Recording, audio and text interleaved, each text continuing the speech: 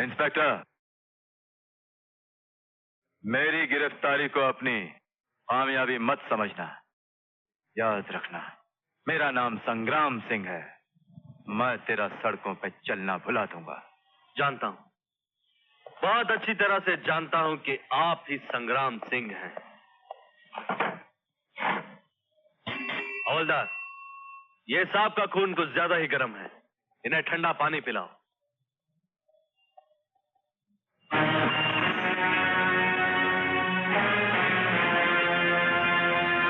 आइए नेताजी, आइए आइए, बैठिए।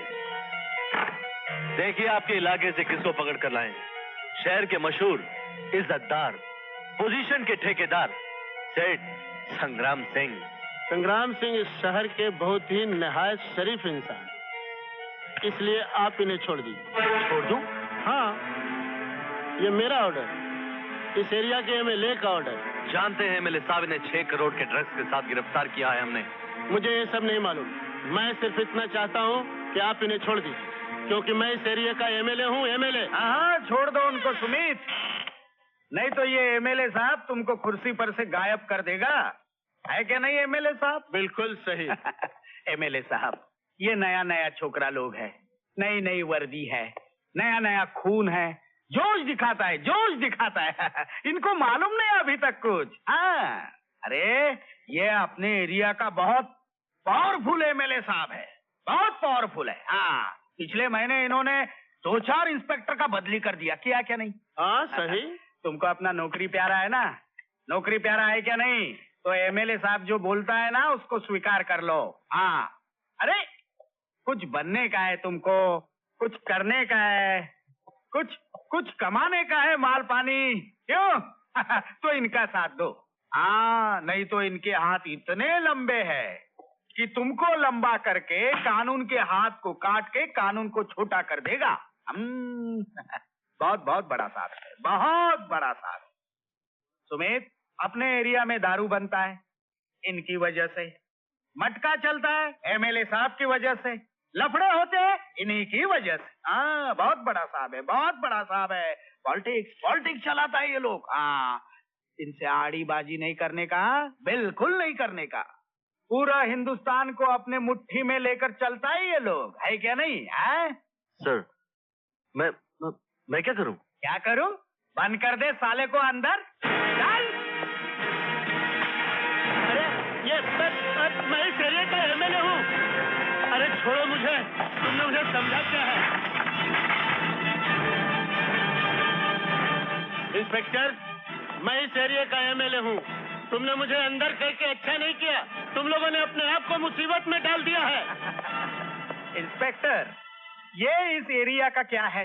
एमएलए। नो, एमएलए, मेला। खामोश। अरे तुमने मुझे क्या समझा है? तुम्हारी कुर्सियां हिला डालूंगा, तुम्हारी नौकरी खा जाऊंगा।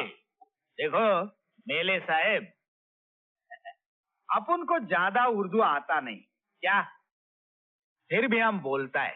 क्या बोलता है मालूम है? शायरी बोलता है। कोई फायदा नहीं कानून से बगावत में, कोई फायदा नहीं कानून से बगावत में, तुम्हारे लफड़े का फैसला होएगा कल अदालत में। यस योर ऑनर, जिस कार में नशीली दवाइयां मिली उस कार से मिस्टर संग्राम सिंह का कोई रिश्ता नहीं है, ना नशीली दवाओं से कोई नाता है। लेकिन मिलॉर्ड, इंस्पेक्टर सुमित और प्रोफेसर आनंद में रिश्ता है, क्योंकि इंस्पेक्टर सुमित प्रोफेसर के होने वाले बहनोई हैं। सुमित को इज्जत और शोहरत दिलाने के लिए प्रोफेसर आनंद ने ये खतरनाक जाल बुना, जिसमें शहर के इज्जतदार और जनता के सेवक सेठ संग्राम सिंह फंस गए। ये झूठ है माय लॉर्ड। वकील साहब कानून को बहकाने की कोशिश कर रहे हैं। कौन किसको बहका रहा है, इसका फैसला वो करेगा जो इस वाकये का चश्मदीद गवाह है, और वो है ढाबे का मालिक श्याम जी। ढाबे वाला श्याम जी हाजिर हो।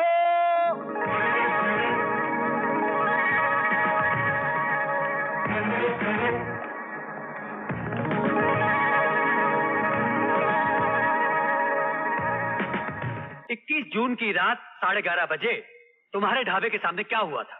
भैया का बात साहेब वो दिन रात के समय एक कार आई के हमरे ढाबा के सामने ठीक 11:20 पर खड़ी भई। तनिक देर बाद इंस्पेक्टर साहब और प्रोफेसर साहब कार के पाछे जीप में से उतर के आए। इंस्पेक्टर साहब के देख के सारे गुंडे भाग खड़े हुए। इंस्पेक्टर साहब और प्रोफेसर साहब वो गुंडन के पकड़े के बहुत कोशिश किए, लेकिन देखा वो गुंडन 9-11 हो गए। फिर क्या हुआ? अरे फिर साहब कार का फाटक खोल के एक बहुत बड़ा संदूक निकाले और संदूक खोल के देखा थे तो उमन नशा का चीज खाचा खच भरा रहा। हम अचानक का देखा थे कि इंस्पेक्टर साहब और प्रोफेसर साहब सेठ संग्राम सिंह के ऊपर जाए के नजर गड़ा दिए, जौन हमरे गरीब के ढाबा में बैठ के चाह पियत रहन। सेठ संग्राम सिंह तुम्हारे ढाबे में चाय पी रहे थे? हाँ साहेब, ये बदे के उनकर गाड़ी खराब हो गई और उनका जौन ड्राइवर रहा ना वो मैकेनिक बुलावेगा रहा। ओकरे बाद वकील साहब प्रोफेसर साहब इंस्पेक्टर साहब से कहे लागेन कि तुम्हारे पास बस एक ही रास्ता है, आपन नाम और शोहरत बनावे खातिर ये सारा का सारा नशा का चीज सेठ संग्राम सिंह के बनाए दो। ये झूठ है माय लॉर्ड। मिस्टर आनंद, आपको बीच में बोलने की इजाजत नहीं है। I am sorry. प्रोसीड। भैया के बाद इंस्पेक्टर साहब आई के जबरदस्ती सेठ संग्राम सिंह के गिरफ्तार के लिए और वकील साहब ये गरीब से भी अंड संड बयान ले लिए सेठ संग्राम सिंह के खिलाफ। माई बाप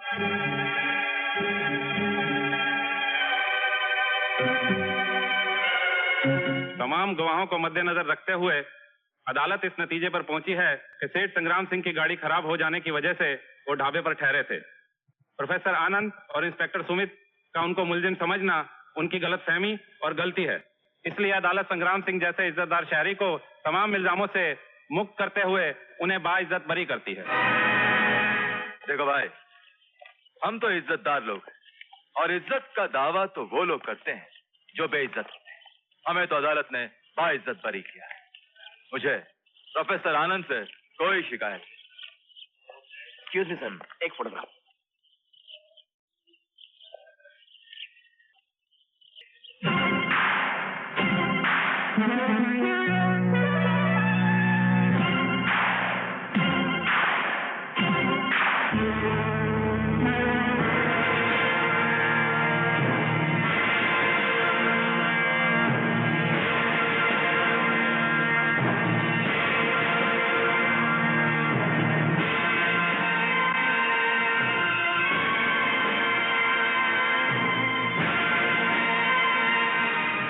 सोचते होगे प्रोफेसर, ये कैसे हो गया सब कुछ?